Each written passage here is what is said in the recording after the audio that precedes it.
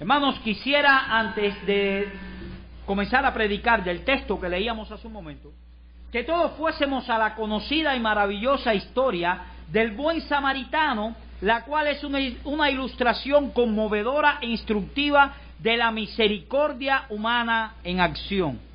Dice este pasaje en Lucas capítulo 10, versículos del 30 al 37, dice allí: respondiendo Jesús dijo: un hombre descendía de Jerusalén a Jericó y cayó en manos de ladrones, los cuales le despojaron e hiriéndole se fueron, dejándole medio muerto. Aconteció que descendió un sacerdote por aquel camino y viéndole pasó de largo. Asimismo un levita llegando cerca de aquel lugar y viéndole pasó de largo. Pero un samaritano que iba de camino vino cerca de él y viéndole fue movido a misericordia, y acercándose vendó sus heridas, echándoles aceite y vino, y poniéndole en su cabalgadura lo llevó al mesón y cuidó de él. Otro día al partir sacó 2 denarios y lo dio al mesonero y le dijo: cuídamele, y todo lo que gaste de más yo te lo pagaré cuando regrese. ¿Quién pues de estos 3 te parece que fue el prójimo del que cayó en manos de los ladrones? Él le dijo: el que usó de misericordia con él. Entonces Jesús le dijo: ve y haz tú lo mismo. Cuando el samaritano se encuentra un hombre casi muerto, golpeado, desnudo, a quien habían robado, hermanos, y que se hallaba en el camino de Jericó, la Biblia dice, fue conmovido a misericordia. Profundamente conmovido en su alma por la condición de este hombre que estaba desvalido, el samaritano tomó una acción inmediata para aliviar el sufrimiento de él. Vendó sus heridas, echándole aceite y vino, y poniéndolo en su cabalgadura no lo dejó allí, sino que lo llevó al mesón y cuidó de él. Al día siguiente, el samaritano le dijo al mesonero: cuídame y todo lo que gaste yo te lo pagaré cuando regrese. El maestro de la ley, que le había preguntado a Jesús sobre quién podía ser considerado su prójimo, denominó lo que el samaritano hizo por este hombre en su sufrimiento: el que usó de misericordia. Y coincidiéndose con el análisis de este maestro de la ley, Jesús le dijo: ve y haz tú lo mismo. Y hemos querido leer esta historia, hermanos, porque como hemos visto en estos mensajes, los diáconos deben ser los canales a través del cual fluya la misericordia en nuestra iglesia. Las obras caritativas de la iglesia se organizan y centralizan efectivamente a través de los diáconos. Recolectan fondos ellos, distribuyen lo recolectado y son agentes de misericordia dentro de la iglesia. Hermanos, los diáconos ayudan al pobre, a las personas que no tienen trabajo, a las personas que no tienen trabajo porque están incapacitadas, no aquellos que no quieren trabajar, pero a las personas que no tengan trabajo, al enfermo, a la viuda, al anciano, al que no tiene hogar, al que está encarcelado y a aquellos que están incapacitados físicamente. Los diáconos aconsejan, orientan a las personas, los visitan en sus hogares, alivian sus sufrimientos, los consuelan, los protegen, los motivan y los ayudan a suplir sus necesidades. El trabajo del diácono en ocasiones es difícil y exasperante, pero es muy preciado a los ojos de Dios, quien está profundamente preocupado por el necesitado y por el pobre. Por eso la iglesia, hermanos, la iglesia debe cuidar a sus miembros que se encuentran en necesidad, y el diácono es el cuerpo eclesial responsable por este trabajo. Ellos no son los que dirigen la iglesia, ellos no son los conserjes de la iglesia, ellos son los hombres que tienen el honor de reflejar una parte importante de la naturaleza de Dios, que es la compasión, su bondad, su misericordia y su amor ante la iglesia y ante el mundo perdido. Por eso, como vimos la semana pasada, ellos, al igual que los pastores, requieren tener una serie de cualificaciones para ocupar tal posición dentro de la iglesia. Deben ser hombres maduros, deben ser hombres de probada ortodoxia, de probada integridad cristiana, es decir, deben ser hombres honestos, que no falten a su palabra, con dominio propio, no codiciosos o amantes del dinero. Deben ser miembros de la iglesia, de buen testimonio, deben tener un hogar estable y ordenado, deben ser hombres llenos de sabiduría y de fe, y deben tener el don de servicio y deben anhelar servir a Dios en este ministerio. ¡Wow! Tenemos la tendencia a pensar, hermanos, que las normas bíblicas de los diáconos deben hacerse respetar menos que las normas para ser pastor. Pero eso es un grave error.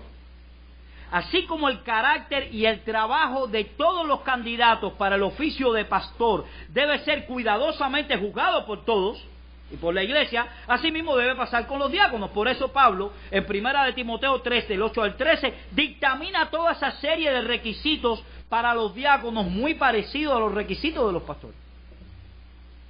Ellos no son ángeles caídos, ellos no son ángeles que sobrevuelan alrededor nuestro, no, hermanos, ellos son hombres. No son hombres impecables, son hombres.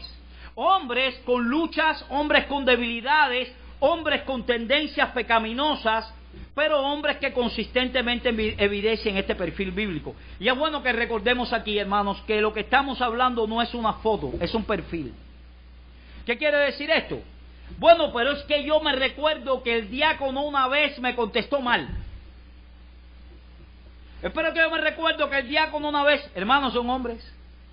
Consistentemente él es así. No, una vez pecó, no se arrepintió de eso, pues entonces esto no es una foto. Son hombres. No podemos esperar que los hombres sean perfectos. No, lo que podemos esperar es que estén en el camino de la perfección, conforme a la gracia de nuestro Señor Jesucristo. Es verdad que los pastores de la iglesia deben tener una estabilidad mental y emocional que no se requiere de los diáconos porque los pastores gobiernan, así como el don de la enseñanza. Y cuando uno compara los requisitos se da cuenta de tal cosa, hermanos. Sin embargo, los diáconos, como vimos, deben ser hombres de integridad comprobada. Y todo esto de manera muy resumida es lo que hemos visto en sermones anteriores. Hoy queremos referirnos a un elemento bíblico más que termina siendo una fuente de enorme motivación y de ricos incentivos para aquellos que ejerzan este ministerio. Y es el que aparece en el versículo 13, que dice así: porque los que ejercen bien el diaconado ganan, dice la Escritura, para sí un grado honroso y mucha confianza en la fe que es en Cristo Jesús. Así que vamos a ver esa promesa, esa ganancia de los diáconos, ese incentivo que tienen en su ministerio desde dos puntos principales. Vamos a hablar en primer lugar sobre los incentivos del ministerio diaconal y vamos a ver en segundo lugar algunos deberes de los miembros de la iglesia hacia los diáconos, y de esta manera vamos a estar concluyendo con esta pequeña serie acerca del diaconado. Hermanos, ya tenemos algunos principios de las Escrituras. Estamos evaluando a un candidato diácono que no está entre nosotros hoy porque está predicando el Evangelio en otro lugar, pero tenemos que tenerlo en cuenta porque lo estamos evaluando para ponerlo en el ministerio si así Dios quiere. Sería bueno que tengamos siempre la palabra de Dios en nuestra mano. Así que en primer lugar vamos a ver los incentivos para el ministerio diaconal. Versículo 13 nuevamente: porque los que ejerzan bien el diaconado ganan para sí un grado honroso y mucha confianza en la fe que es en Cristo Jesús. Como podemos ver, hermanos, en este versículo se promete una doble recompensa para los diáconos fieles que estén desempeñando este servicio, claro está. Primeramente se les promete un grado honroso y mucha confianza en la fe. Debido a que los diáconos, hermanos, ni gobiernan ni enseñan en la iglesia como parte integral de su ministerio, aunque pueden enseñar, algunos pueden tener la tendencia a menospreciar este oficio con relación al oficio pastoral. Y es probablemente esa una de las razones por la que el Espíritu Santo movió al apóstol a concluir esta porción de la Escritura como una nota de incentivo para aquellos que ejerzan este oficio fielmente. Estos siervos del pueblo de Dios serán premiados, dice Pablo, por su fidelidad en el servicio a Cristo. Y aquí hay algunas cosas que debemos aclarar. Lo primero que debemos aclarar es que Dios no está obligado, hermanos, a recompensarnos ni a premiarnos por nuestro servicio. La Escritura nos enseña que cuando nosotros tenemos buenas obras, Dios las preparó. Y es el Espíritu de Dios quien nos capacita y quien nos ayuda para que podamos realizarlas. Por tanto, al no venir de nosotros, las buenas obras no tienen por qué ser recompensadas ni premiadas por Dios. Noten cómo dice esto en Efesios 2:10, porque somos hechura suya, creados en Cristo para buenas obras, las cuales Dios preparó de antemano para que anduviésemos en ellas. Así que cuando, mi querido hermano, tú tienes un buen deseo de servirle a Él, incluso nuestras buenas obras para Él, cuando tienes eso, no provienen de nosotros, sino de Dios y de su Espíritu, que es el que produce en nosotros tanto el querer como el hacer. Cuando tú te encuentras un hermano que está necesitado y tú te conmueves en tu corazón a dar de lo que tienes o de lo que Dios te ha dado para ayudarlo, Dios está creando eso en ti, en tu corazón. Dios preparó esas obras para que tú anduvieses en ellas. Cuando eres honesto y tú devuelves un dinero que no es tuyo, cuando te dan, por ejemplo, un vuelto que no tenían que darte y tú dices, espérate, tú me lo diste mal, coge. Qué bueno que lo hagamos. En nuestro corazón debemos decir, gracias Señor, porque tú preparaste mi honestidad. En segundo lugar, Dios no tiene que recompensarnos por ningún servicio, porque como Él mismo es hecho por nosotros, hermanos, siempre estará mezclado con tanta debilidad e imperfección que no puede soportar el juicio santo de Dios. Por eso dice Isaías 64:6, que todos nosotros somos como suciedad y toda nuestra justicia como trapos de inmundicia. Porque muchas veces cuando hacemos algo, lo estamos haciendo para nuestra gloria. Debería agradecérmelo. No es Dios el que está en su gloria, en nuestra obra. Casi siempre pasa eso. Y en tercer lugar, aun cuando nosotros hayamos hecho todo lo que se nos ha mandado y lo hayamos hecho bien, no tenemos por qué esperar ninguna recompensa, hermanos, porque con lo que debíamos hacer, eso fue lo que hicimos. Dice el Señor en Lucas 17:10, así también vosotros, cuando hayáis hecho todo lo que ha sido ordenado, decid, siervos inútiles somos porque debíamos hacer lo que hicimos. Es decir, que no nos fuimos de la norma, solamente hicimos lo que debíamos hacer y ninguno llegamos allí. Así que lo primero que debemos tener claro, hermanos, es que Dios no está obligado a recompensarnos, ni tampoco es propio que reclamemos ninguna recompensa por nuestro servicio. Más bien deberíamos considerarnos siervos inútiles cuando hacemos lo que se nos ha llamado a hacer. Sin embargo, ese mismo Dios, en su prerrogativa soberana, ha decidido poner delante de nosotros, hermanos, esta perspectiva de ser recompensados como un estímulo adicional a nuestro servicio fiel. Es el mismo Dios en su misericordia el que ha querido. Nuestro amor por Dios debería ser suficiente para impulsarnos a servir siempre a Él. No obstante a eso, Dios en su gracia ha prometido recompensarnos por tal servicio. Por ejemplo, hermanos, en Mateo 19, versículos 27 al 29, leemos lo que Pedro le dice al Señor. He aquí, nosotros lo hemos dejado todo, Señor, y te hemos seguido. ¿Qué pues tendremos? Yo invertí, ahora ¿qué es lo que voy a ganar? Es lo que está diciendo Pedro aquí. Y Jesús le dijo, cierto os digo que en la regeneración, cuando el Hijo del Hombre se siente en el trono de su gloria, vosotros que me habéis seguido, también os sentaréis sobre 12 tronos para juzgar a las 12 tribus de Israel. Y cualquiera que haya dejado casas, o hermanos, o hermanas, o padre, o madre, o mujer, o hijos, o tierras por mi nombre, recibirá 100 veces más y heredará la vida eterna. Aquí vemos claramente, hermanos, cómo Cristo promete recompensa a esos hombres que como muestra de su amor y fidelidad lo han dejado todo para servirle a Él. Otro texto, Mateo 16, 27, porque el Hijo del Hombre vendrá en la gloria de su Padre con sus ángeles y entonces pagará a cada uno conforme a sus obras. Hebreos 6:10, porque Dios no es injusto para olvidar vuestra obra y el trabajo de amor que habéis mostrado hacia su nombre, habiendo servido a los santos y sirviéndoles aún. Y lo que está diciendo el autor de los Hebreos, Dios no se olvida lo que ustedes están haciendo. Los hombres se olvidan, Dios no. Dios no. Dios ha prometido recompensar a los suyos conforme a la fidelidad de cada uno. Y estas promesas de recompensa, hermanos, como vemos, abarcan a todos los redimidos. Por tanto, todos los hijos de Dios, escuchen bien, deberíamos poner esta doctrina delante de nosotros en la medida en que avanzamos en la carrera cristiana. Tú estás sirviendo al Señor, mi querido hermano, Dios te recompensará. Y esa es la recompensa que debes esperar, la de Dios. Pero el texto que estamos considerando en la mañana de hoy nos presenta este asunto desde una perspectiva más particular, que es la del diaconado. ¿Y cuál es la recompensa que Dios promete a esos diáconos fieles? Bueno, dice la primera parte del texto, hermanos, que ellos ganan para sí un grado honroso. La palabra griega que se traduce como posición o grado, grado honroso o posición honrosa, señala en su traducción literal a los peldaños de una escalera. Por lo que en sentido figurado puede hablarse de grado, de rango o de posición. El diácono que ha servido bien obtiene en el reino de Cristo una posición de mayor honor, de mayor influencia y de mayor estima en la iglesia.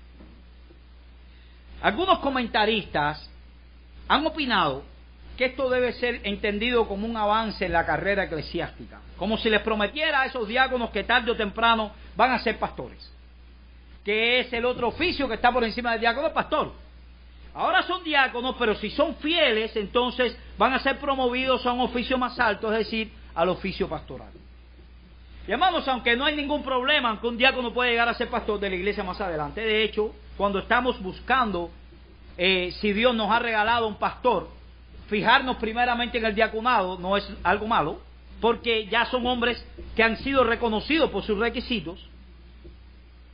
No creemos que el texto se refiera a eso. Algunos diáconos que sirven excelentemente no pueden llegar a ser ancianos y pastores porque no tienen el don de la enseñanza. Por tanto, el diaconado no es un escalón para llegar al oficio de anciano. Ganar para sí un grado honroso, como dice ahí, no se trata de ganar méritos físicos ni carnales, ni alguna posición jerárquica en la iglesia, sino mayor honor, mayor influencia y mayor estima de los hermanos. Mayor estima de los hermanos. Sin lugar a dudas, hermanos, el diaconado es una oportunidad extraordinaria para crecer en la gracia, para avanzar en la vida cristiana y para avanzar a la iglesia en la que se sirve, para hacerla más sólida, más fuerte, con mejor fundamento. Con el paso de los años de servicio fiel, el diácono va a llegar a ser un creyente mejor, más humilde, más servicial, más útil, más amable y con un corazón mucho mayor que cuando empezó. Porque créanme, hermanos, cuando usted está en una posición de eminencia, Dios lo hace crecer. Dios lo hace crecer. Tiene que hacerlo. Y eso le hará ganarse una posición de mayor influencia, de mayor estima y un grado más elevado de honor en la vida de aquellos que por un largo tiempo han servido tan cuidadosa y sacrificialmente. Por eso dice un autor cristiano, si le preguntas a un buen diácono, ¿cómo es que los hermanos te quieren tanto? ¿Cómo es que hablan tan bien de ti? ¿Por qué te confían tantas cosas, pertenencias y secretos? ¿Qué has hecho para llegar tan lejos dentro de sus almas? ¿Por qué quieren saber tu preferencia por un candidato antes de votar? Quizás por humildad tú respondas, no sé. Pero todos sí lo saben. Por tu trabajo, porque te lo has ganado, no como Diótrefes que buscaba siempre el primer lugar, sino como el Señor Jesucristo, quien no estimar ser igual a Dios como cosa que aferrarse, sino que se despojó a sí mismo tomando forma de siervo y estando en la condición de siervo se humilló. Y como dice el texto de Filipenses 2:9, Dios lo exaltó. Dios lo exaltó. El diácono fiel, mis queridos hermanos, hace lo mismo. Se despoja, se niega a sí mismo para servir y con el paso de los años Dios lo termina poniendo bien en alto. No los hombres, no la iglesia, Dios lo pone bien en alto. Su reconocimiento viene más alto, no como un título ni como una placa que se pone en la pared por tantos años en la universidad. No, hermanos, es su Señor el que le da eso. De gracia. Dios lo premia por su trabajo, todos le tienen alta estimación, le dispensan cariño. Cuando eso pasa, ese es el aplauso de la deidad. Ese es el aplauso de la deidad. Dios promete llevar a este hombre y ponerlo en un grado o en una posición más elevada de honorabilidad, de estima y de influencia. Dios en este texto promete a todos los que ejerzan bien el diaconado llevarlos a este puesto de honor más elevado, el cual sin duda constituye, hermanos, uno de los pasos o peldaños de la escalera empinada que sube hasta el cielo. Y este es el primer incentivo que Dios da a los diáconos. Pero como dijimos en el texto, hay un segundo premio para los diáconos que sirvan diligentemente. No solamente se nos dice que ellos ganan para sí un grado honroso, sino también mucha confianza que es en Cristo Jesús. La palabra confianza es una palabra importante en el Nuevo Testamento que puede significar libertad de palabras, hablar abiertamente. Es decir, cuando usted habla con confianza, habla abiertamente.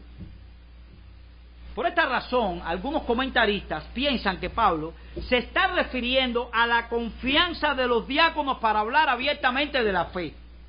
De hecho, la Biblia, Dios habla hoy, que es otra traducción, traduce este texto de la siguiente manera: porque los diáconos que realizan bien su trabajo se ganan un lugar de honor y con mayor confianza podrán hablar de su fe en Cristo Jesús.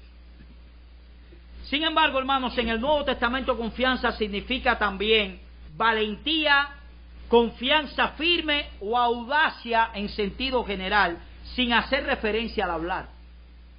Es el opuesto a ser alguien reservado, temeroso, disimulado o tímido. Por lo que en el pasaje la palabra valentía, como la traducen algunas versiones, es mejor y se ajusta más con la frase preposicional que sigue en la fe. Por tanto, Pablo está diciendo que estos diáconos ganan mucha valentía en su fe en Cristo. Y la fe de este versículo no se refiere, como nosotros vemos en otros textos, a una colección ordenada de doctrinas que conforman nuestra ortodoxia cristiana. Es cuando vemos en Judas que dice que contendéis ardientemente por la fe. Ahí se está hablando de la doctrina. Pero aquí se está hablando de la fe que experimentan los diáconos en su vida diaria y personal centrada en Cristo. Los diáconos pueden hacer muchas cosas maravillosas para Dios y su pueblo. Pueden extender su ministerio en muchas formas. Pueden influenciar profundamente en la congregación y ser ejemplos vivientes de la compasión y de la misericordia de Dios. Y para eso, mis queridos hermanos, se requiere de mucha valentía en la fe. La palabra fe es una de las palabras más importantes del Nuevo Testamento. Se repite más de 300 veces. Y dice un autor que es en efecto la vida cristiana. La vida cristiana es la fe. Es el canal por el cual se reciben las bendiciones que son propiedad exclusiva del creyente. Por la fe encontramos paz con Dios, esperanza, gozo, perdón y salvación. De manera que la fe es la fuente de la cual brotan las cualidades que le dan sentido a la vida cristiana. Nuestra fe, mis queridos hermanos, es una cualidad dinámica. Puede crecer fuerte y saludable y abundar, o se puede volver débil y fallar. La fe siempre va a ser atacada, porque Satanás busca destruir nuestra fe, porque esa es la clave para resistirlo y para ganar la batalla espiritual. ¿Cómo usted le gana a la batalla al diablo? Con fe. La fe afecta nuestras oraciones. La fe gobierna el ejercicio de nuestros dones espirituales. La fe nos motiva hacia un amor mayor y hacia un ejercicio más efectivo. Toda la vida está caracterizada, la vida cristiana, por la fe o la confianza en su Salvador. Y lo más maravilloso que aprendemos en 1 Timoteo 3:10 es que en la medida que los diáconos cumplan su servicio devotamente, también crecerán sus vidas espirituales, particularmente su fe en Cristo. Este no es un ministerio que se caracteriza por enseñar públicamente y predicar, pero ellos pueden llegar a ser gigantes espirituales que ejercen una fe valiente. Y esa fe valiente, hermanos, redundará en hacer mayores promesas para Dios, en mover montañas, en generar nuevas ideas creativas para mostrar la misericordia y el amor de Cristo hacia otras personas, en obtener nueva visión y en realizar más que los deberes mínimos por los demás.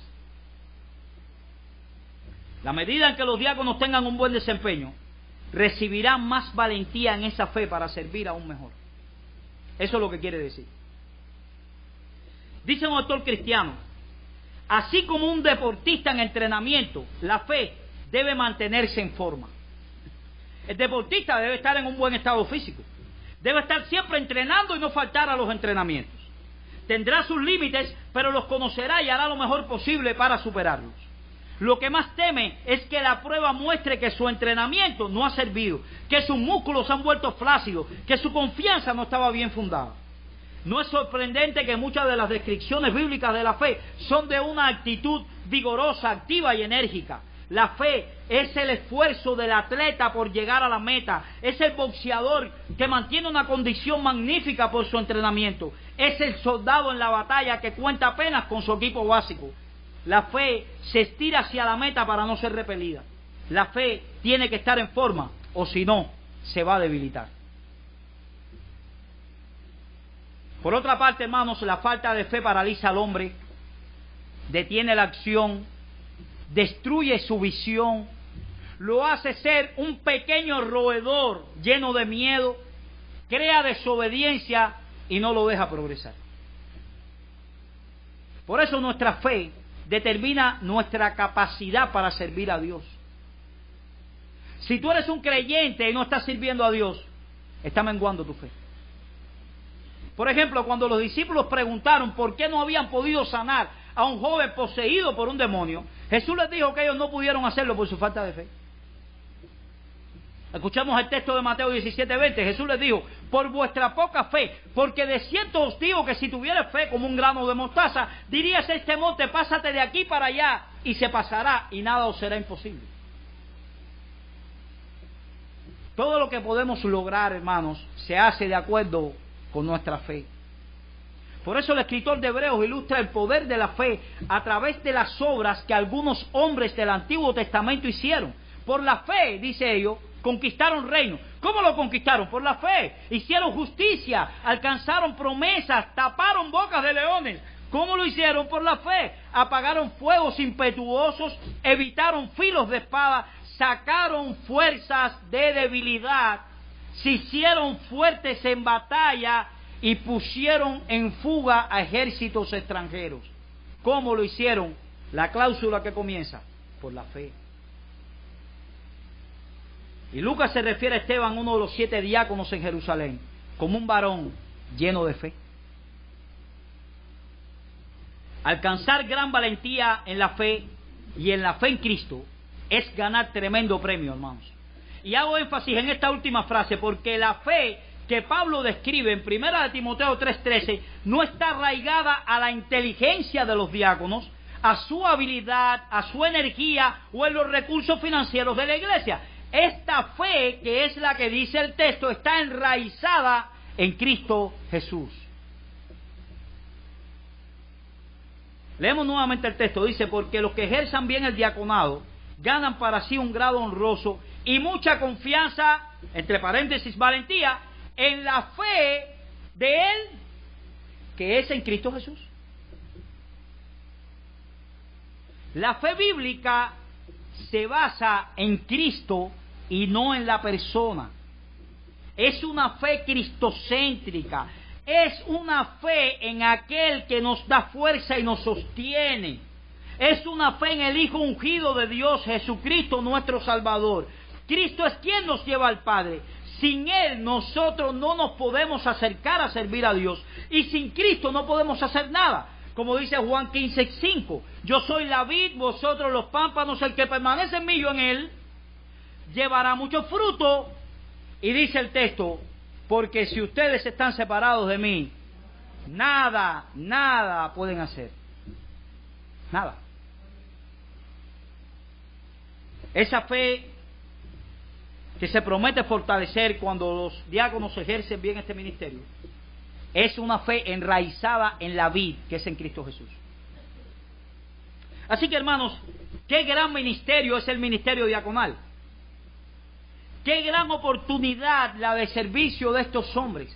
Qué maravilla tener diáconos, porque son personas que sirven dentro del pueblo desinteresadamente. Qué gran privilegio el de ser llamados por Cristo a ministrar para las necesidades de aquellos que fueron rescatados por la sangre de Jesucristo.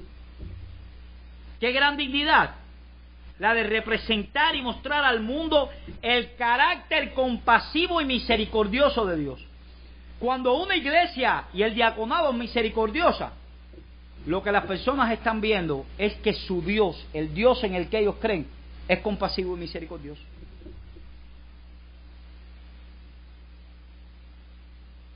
Qué grandes recompensas se prometen para aquellos que desempeñen bien este oficio. Dice el texto en 1 Timoteo 3:13 que ellos ganarán para sí un grado honroso, es decir, una posición más elevada de honorabilidad, de estima y de influencia ante los ojos de su iglesia, de sus pastores, del mundo y ante los ojos de Dios. Y que también recibirán mucha confianza o valentía en esa virtud tan importante para la vida cristiana que es la fe en Cristo Jesús. Dios nos conceda el privilegio de tener hombres así en el ministerio diaconal. Pero habiendo visto los incentivos para este ministerio, que son bastante grandes, veamos en segundo lugar y mucho más brevemente, hermanos, algunos deberes de los miembros de la iglesia hacia los diáconos. Y en primer lugar, la iglesia tiene la responsabilidad de conocer la importancia, las tareas y los requisitos bíblicos para el ministerio diaconal. Una iglesia que no conozca bien la importancia del ministerio diaconal y la del pastoral también, siempre será una iglesia pobre, donde sus miembros estarán mal atendidos y llenos de necesidades materiales, aunque la iglesia conste con recursos económicos, los cuales por lo general, hermanos, cuando no existe un buen ministerio diaconal, van a ser usados en las cosas y no en las gentes. Siempre será una iglesia que proyecte una imagen muy borrosa y distorsionada del carácter compasivo y misericordioso del Dios que ella predica. Y hemos conocido iglesias durante la historia nuestra en el Evangelio que tienen grandes recursos y el local de reunión es fastuoso y la gente está pasando necesidad. A la iglesia le cuesta trabajo ayudar a alguien, pero no le cuesta trabajo casi que cada 6 meses pintar el local. Eso es una idea distorsionada del carácter de Cristo. Una iglesia desinformada en cuanto a las tareas que deben desempeñar los diáconos siempre será una iglesia que se moverá a dos extremos en cuanto a este asunto. Puede menospreciar este ministerio creyendo que no es tan espiritual y que por lo tanto puede ser ocupado por personas que le guste servir y hacerle un favor a los demás, pero sin ningún otro tipo de requisito, ya que al fin y al cabo estos hombres lo que harán dentro de la iglesia será la función de los conserjes de la misma. Por lo tanto, cualquiera, a este hombre le gusta ayudar, siempre está ayudando, ponlo allí. Si lo que hace falta es ayudar, ¿no? Servir, él sirve. Ese es uno de los extremos. O estimarán tanto a este ministerio que les permitirán ocuparse del gobierno de la iglesia, en contraposición del ministerio pastoral. Y una iglesia que a la hora de elegir a sus oficiales tenga en cuenta otras cosas como un candidato popular, un hombre carismático, un hombre creativo, capaz, simpático y brillante y que tenga buen humor, y no las cualificaciones bíblicas, hermanos, será una iglesia que en el mejor de los casos va a estar preparándose para enfrentar años de problemas, de desórdenes y de malos testimonios. Porque Dios ha dicho en lo que tenemos que fijarnos. Y es ahí donde debemos ir. Por eso una de las responsabilidades de una iglesia neotestamentaria es la de conocer la importancia, las tareas y los requisitos para el ministerio diaconal. En segundo lugar, debe buscar diligentemente de entre sus miembros algunos hombres que puedan desempeñar este oficio en la iglesia. Voy a decir, bueno, si nosotros tenemos 50 y tantos miembros, con 2 diáconos basta. No, basta con la cantidad de diáconos que Dios nos regale. Pueden ser 2 o pueden ser 20. Dios le da a su iglesia los dones que Él entienda que tiene que darles. Y nosotros lo que tenemos que hacer es constantemente ver, a ver si está si está saliendo un don públicamente que Dios le ha regalado a la iglesia. Eso es lo que tenemos que hacer nosotros, y ponerlos en el ministerio, de acuerdo a los requisitos que Dios da. Recordemos, por ejemplo, el ejemplo de Hechos 6:3, en el que los apóstoles reunieron a la multitud y le dijeron: buscad de entre vosotros a 7 varones. Y el término que se usa en griego aquí, y que Reina Valera dice como buscad, significa inspeccionen y miren, observen con insistencia. Ellos como iglesia debían observar con cuidado entre ellos para ver quiénes reunían los requisitos que los apóstoles habían indicado como indispensables para el ejercicio del diaconado. Hermanos, eso es lo que hacemos nosotros. Estamos mirando entre nosotros a ver si Dios nos ha regalado un diácono o un pastor más. Y si bien es cierto que cualquiera no puede estar en este oficio por la necesidad que se hay en la iglesia, es una gran necesidad. Necesitamos 5 diáconos. Así actúan las empresas, no la iglesia de Cristo. No es la necesidad la que determina, sino el regalo de Dios. No debemos ser diligentes como iglesia, mirando, inspeccionando y observando con insistencia en busca de estos hombres. Si no hacerlo sería un gran descuido de nuestra parte, hermanos. En tercer lugar, debemos orar continuamente por los diáconos que están en plena función. La iglesia del Nuevo Testamento nació, ¿ustedes saben de qué? De la oración. Seguido de la ascensión de nuestro Señor, dice el libro de los Hechos, que los discípulos se juntaron en el aposento alto para orar, y fue en ese contexto en que vino el Espíritu Santo en el día de Pentecostés. Y que como resultado de ese movimiento del Espíritu Santo, Pedro predicó y 3,000 almas se añadieron a la iglesia ese día. Así como la iglesia nació de la oración, hermanos, así mismo debe perseverar en la oración. Si queremos que nuestros diáconos sean hombres fieles y responsables en la obra, debemos orar por ellos como iglesia. No hay nada más importante, mis queridos hermanos, que uno pueda hacer por una persona, especialmente por un diácono, que orar por él. De hecho, incluyan a los oficiales en la oración, a todos. De verdad que se necesita. También debemos velar por la reputación de nuestros diáconos. Al igual que los pastores, el oficio que los diáconos realizan es muy propenso a provocar resentimiento en los corazones. Ahora le dieron a aquel y a mí no me dieron. No se sabe lo que hay detrás de ese asunto, el por qué se distribuyó de esa manera, pero las personas están viendo el hecho y no me dio, le dio a él. Puede provocar inconformidades, quejas, malas sospechas, comentarios negativos. Estos hombres trabajan con recursos, alivian necesidades, resuelven problemas materiales, y todo eso es un campo peligroso en el que, aún conduciéndose con mucha honradez y rectitud, puede generar este tipo de comentarios. Como todos los comentarios que genera estar en una posición pública. Mientras menos usted conocido sea, menos la gente comenta de usted. Pero cuando está en una situación pública, comienzan los comentarios. Por esto nosotros como iglesia, hermanos, tenemos la responsabilidad de confiar en la integridad de esos hombres y cuidar su reputación, guiándonos y conduciéndonos por los mandamientos y principios bíblicos relacionados con este asunto. Recordemos que cuando se tiene cuidado en la reputación de los diáconos, se está fortaleciendo y defendiendo un ministerio que puede hacer mucho bien al Evangelio y a la expansión del reino de Cristo, porque se están ocupando de la misericordia. También la iglesia tiene el deber de animar a sus diáconos. Ser ayudante del pastor, siervo de la iglesia y testigo del mundo no es fácil. Estos hombres que son esposos, que también son padres, a veces de varios hijos, y que tienen en muchas ocasiones trabajos demandantes, pasarán largas horas llevando a cabo sus responsabilidades como diáconos. Y por ejemplo, un diácono que es médico no deja de ser médico para ser diácono, ni que es ingeniero deja de ser ingeniero para ser diácono. Sigue haciendo las dos cosas a la vez. Van a lidiar con problemas difíciles en la congregación. y no pocas veces serán víctimas de malos entendidos. Por tanto, necesitan ánimo y comprensión. Una iglesia agradecida siempre demostrará su aprecio por sus diáconos y por sus esfuerzos a favor de la iglesia. Escuchen y recuerden, no estamos hablando de ángeles, son hombres.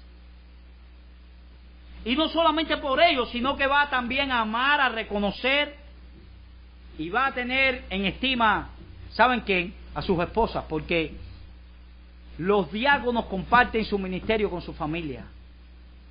Su familia no son diáconos, pero ellos comparten ese ministerio con ellos.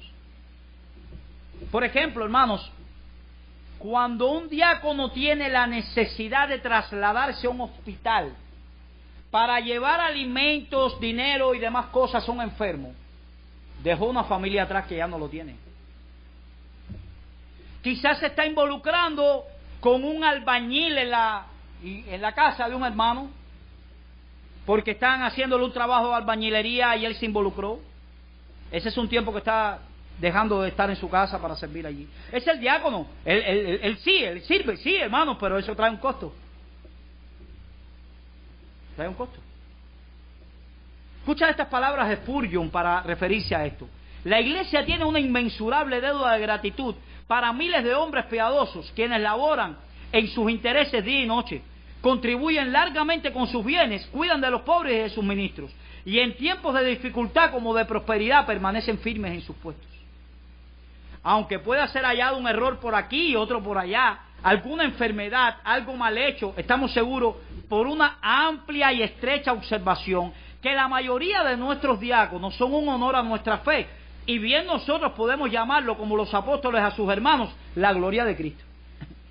Ocasionalmente merecerán la más fuerte crítica, pero siempre la más afectuosa estima. Priva a la iglesia del diaconado y le quitarás sus más valientes hijos, y su pérdida estremecerá las columnas de nuestra casa espiritual, trayendo su ruina por todas partes.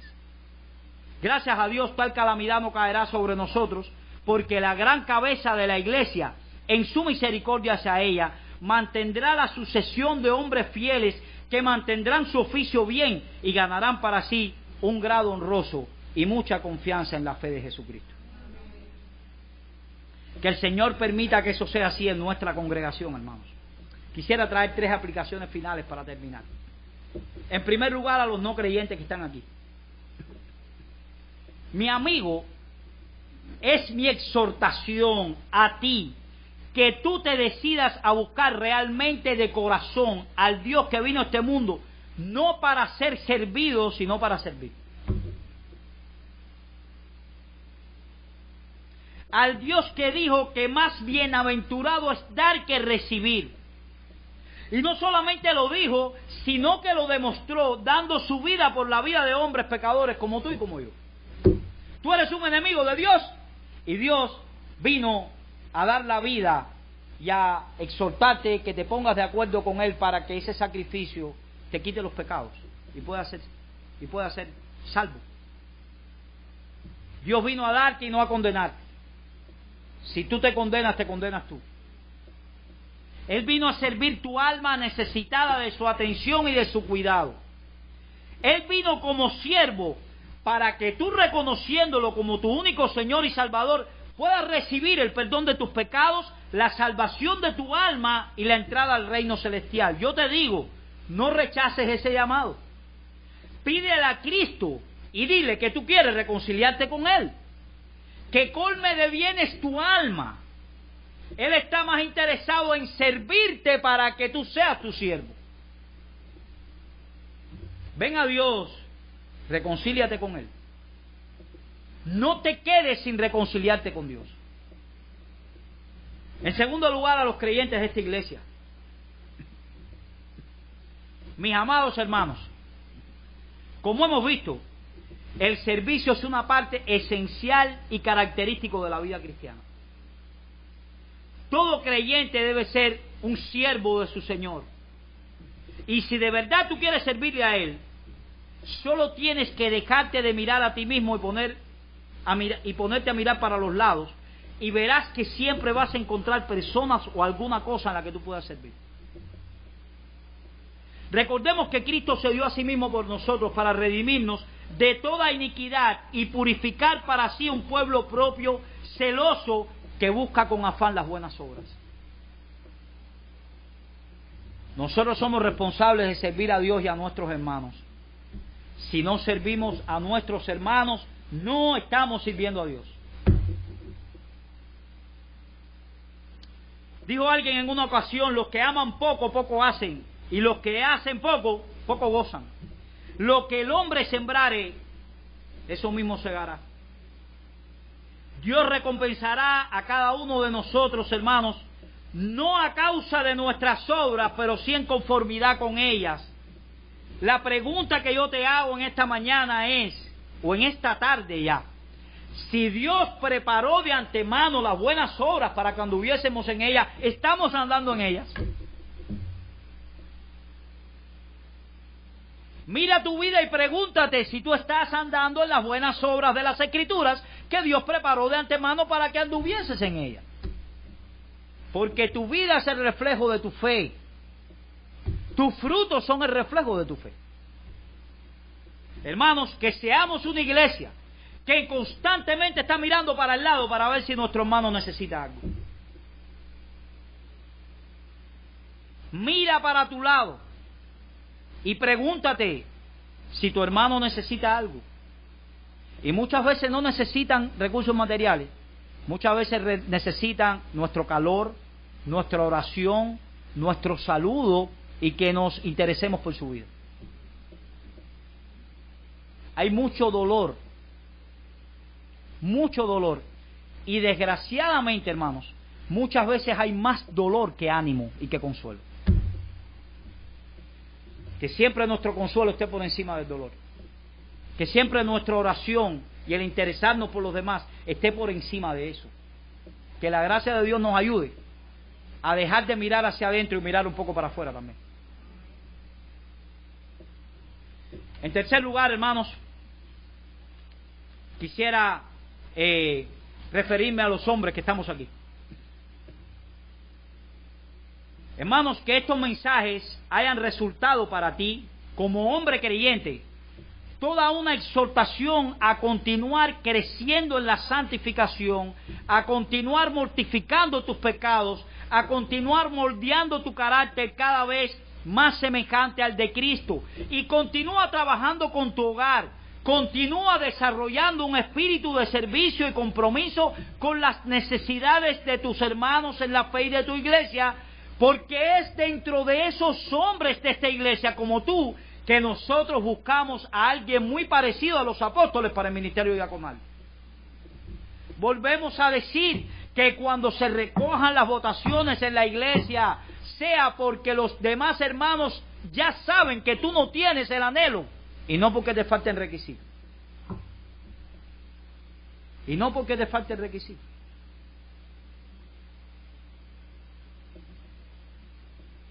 Ellos pidieron, los apóstoles, que buscaran hombres con características muy parecidas a las de ellos. Y resulta ser que en Jerusalén habían. Nosotros podemos decir delante del Señor, nosotros también tenemos esos hombres. Hombres que se están esforzando por crecer en santidad, por tener los requisitos que las Escrituras han mandado. Hombres siervos. Hombres primero siervos de su familia y después siervos de la iglesia. Porque si son siervos de la iglesia y son oscuridad de su familia, son candil de la calle y oscuridad de su casa. ¿Verdad? Pero eso no es un creyente. Un creyente alumbra en su casa para después alumbrar la iglesia. Esa es una lámpara que comienza en un lugar pequeño y después se expande. No es al revés. Por lo tanto, si usted ve un hogar desmembrado, eso no es un hombre que pueda ejercer después la función en la iglesia. Porque si no ha sido fiel en lo poco, no puede ser fiel en lo mucho.